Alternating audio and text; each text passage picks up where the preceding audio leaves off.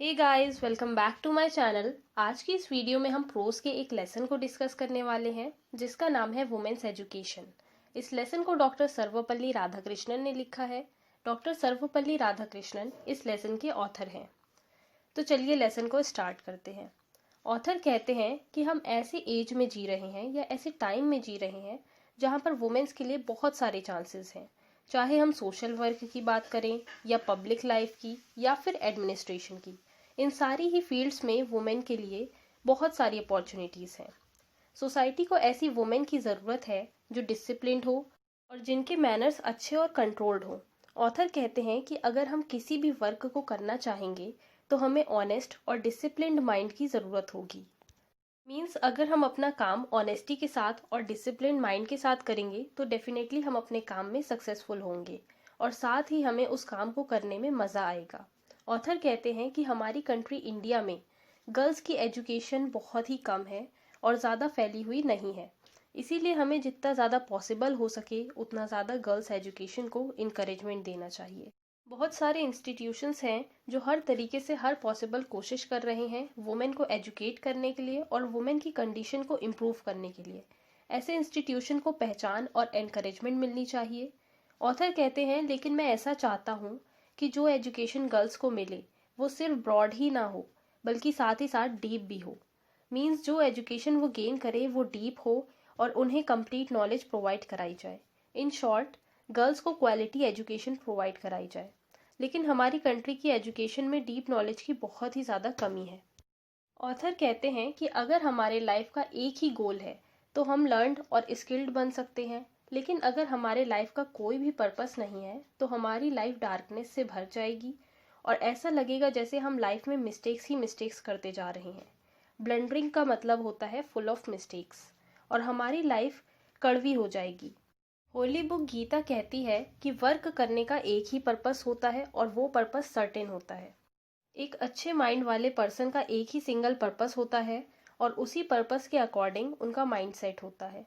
लेकिन जिनका mind uncultured होता है, असभ्य होता है, उनकी पूरी लाइफ बहुत सारे डायरेक्शंस में बिखर जाती है क्योंकि उनके बहुत सारे एम्स होते हैं, इसीलिए वो भटक जाते हैं। हमारे लिए ये बहुत ही ज़्यादा इम्पॉर्टेंट है कि जो एजुकेशन हम इन इंस्टीट्यूशन से ले रहे हैं वो हमें नॉलेज और स्किल्स के साथ साथ लाइफ का एम डिसाइड करने में भी मदद करे और हमें अपनी लाइफ का एम मिल जाए। हमारे लाइफ का क्या पर्पस है ये हमें खुद ही पता लगाना पड़ेगा। ऐसा कहा जाता है कि विद्या हमें विवेक देती है और अच्छे बुरे की नॉलेज देती है। विद्या हमें सेंस देती है कि क्या सही है और क्या गलत है। हमें ये जानने की कोशिश करनी चाहिए कि इस प्रेजेंट जनरेशन की हमसे क्या एक्सपेक्टेशंस है। जो पर्पस सेंचुरीज पहले अच्छा माना जाता था वो शायद आज हमारी कंट्री और वर्ल्ड के लिए सही ना हो, क्योंकि time to time situations change होती रहती हैं। इसीलिए हमें अपने लाइफ का ऐसा एम बनाना चाहिए जो प्रेजेंट जनरेशन के लिए यूज़फुल हो और उसके अकॉर्डिंग हो। ऑथर कहते हैं कि जब भी हम स्टडी स्टार्ट करते हैं तो हम गॉड से प्रे करते हैं और एंड में कहते हैं शांति शांति शांति। और टीचर और स्टूडेंट से ये होप लगाई जाती है कि वो एक दूसरे से नफरत करने से बिल्कुल दूर रहें। मीन्स टीचर और स्टूडेंट एक दूसरे से बिल्कुल भी नफरत ना करें। कंपैशन मीन्स दया होता है। ऑथर कहते हैं कि कंपैशन एक ऐसी क्वालिटी है जो मेन से ज़्यादा वुमेन में होती है। कंपैशन वुमेन की मेन क्वालिटी होती है। ऑथर कहते हैं कि मैंने रिसेंटली एक बुक पढ़ी थी जिसमें वुमेनहुड के डिक्लाइन के बारे में लिखा था कि किस वजह से वुमेनहुड का डिक्लाइन हो रहा है। बुक कहती है वुमेनहुड का डिक्लाइन इसलिए हुआ है क्योंकि वुमेन में कंपैशन यानी कि दया की फीलिंग कम हो गई है। दया ही वुमेन्स की मेन क्वालिटी होती है, तो इसीलिए कंपैशन के कम होने की वजह से वुमेनहुड का डिक्लाइन हो रहा है। अगर हमारे अंदर कंपैशन या दया की फीलिंग्स नहीं है तो हम ह्यूमंस की कैटेगरी में आते ही नहीं हैं। इसीलिए हर एक ह्यूमन बीइंग के लिए ये बहुत ही ज़्यादा इम्पॉर्टेंट है कि वो अपने अंदर कंपैशन जैसी हाई क्वालिटी को डेवलप करे, क्योंकि इन क्वालिटीज़ के बिना हम सिर्फ ह्यूमन एनिमल्स हैं और कुछ भी नहीं। एक फेमस पोएम है जो हमें बताती है कि ये जो दुनिया है वो जहर का पेड़ है। इन अ सिंपल वर्ड्स, ये दुनिया बहुत ही ज़्यादा जहरीली है और इस इम्परफेक्ट वर्ल्ड में हमें दो चीज़ों को पाने की कोशिश करनी ही चाहिए। पहली चीज़ है हमें महान ग्रंथों को पढ़ना चाहिए और दूसरी चीज़ है कि हमें अच्छे लोगों के साथ कंपनी में रहना चाहिए। ये दो चीज़ें ही हैं जो इंसान के दिल और दिमाग को अच्छा बना सकती हैं। ऑथर कहते हैं कि मेरी ये विश है कि इन ग्रंथों को पढ़ा जाए और साथ ही अदर कंट्रीज़ के ग्रंथों को भी पढ़ा जाए।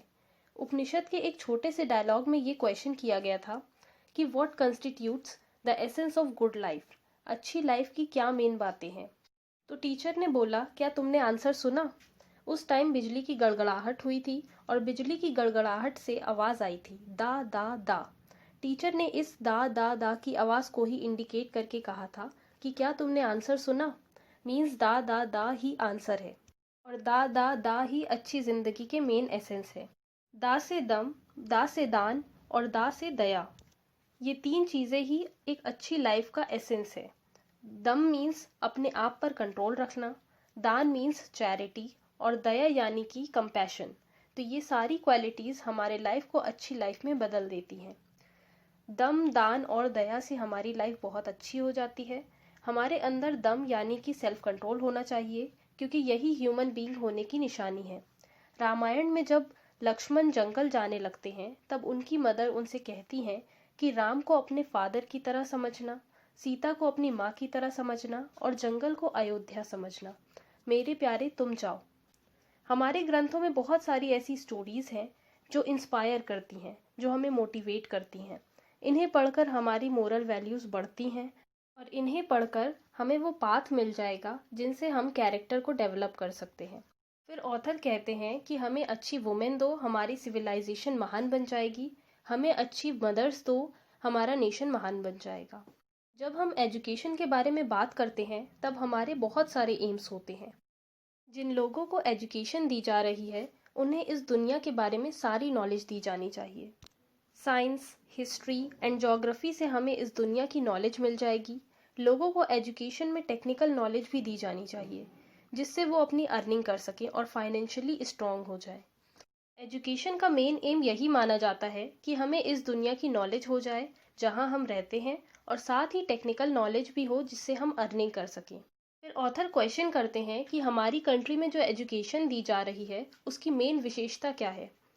फिर वो इस क्वेश्चन का आंसर देते हैं। ऑथर कहते हैं कि एजुकेशन का मेन एम सिर्फ टेक्निकल स्किल ही नहीं सीखना है, बल्कि हायर लाइफ में एंटर करना भी है। मीन्स हमारा जो लिविंग स्टैंडर्ड है उसको बढ़ाना है और बहुत ज़्यादा एडवांस हो जाना है। यही एजुकेशन का मेन पर्पस है। कुछ सेंचुरीज पहले वुमेन को बिल्कुल भी इम्पोर्टेंस नहीं दी जाती थी, लेकिन हमारा ट्रेडिशन इस चीज़ से बिल्कुल अलग था। वुमेन टेम्पल्स में पूजा करती थी, वेदों के पाठ पढ़ती थी और गायत्री मंत्रों का जाप भी करती थी। एंशियंट टाइम में वुमेन का उपनयन संस्कार भी होता था, उन्हें वेदास पढ़ने का भी राइट था, वो गायत्री जाप भी करती थी। ये सारे कामों को करने के लिए उनके पास फ्रीडम था, किसी तरह की कोई भी पाबंदी नहीं थी। लेकिन जैसे जैसे एंशियंट सिविलाइजेशन ख़त्म होने लगा, वैसे वैसे वुमेन का स्टेटस डिग्रेड होने लगा।